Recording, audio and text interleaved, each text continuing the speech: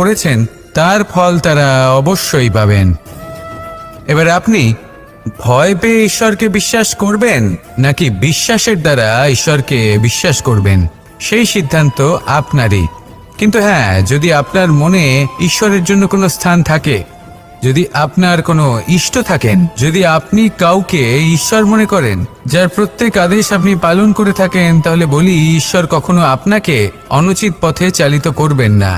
সময়, যা সবকিছুকে সমান করে দিতে পারে, যা সব থেকে বেশি শক্তিশালী, সব থেকে বড় সম্পত্তি, সব থেকে বড় শিক্ষক এবং সব থেকে বড় সুযোগ।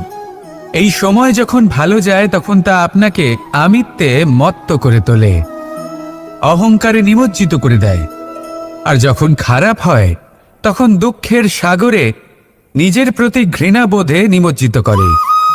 তাই এই সময়ে যা এত শক্তিশালী এক সম্পত্তি, এত মহান একটি ধন, তাকে এমনি এমনি নষ্ট হতে দেবেন না। এই সময়ের সাথে কি করবেন, কিভাবে করবেন তা ভাবতে গিয়ে এবং করতে গিয়ে সময় নষ্ট করবেন না। যদি আপনি এই সময় নষ্ট করেন তাহলে সময়ও নিশ্চিত করবে যে আপনার সাথে কি করা উচিত।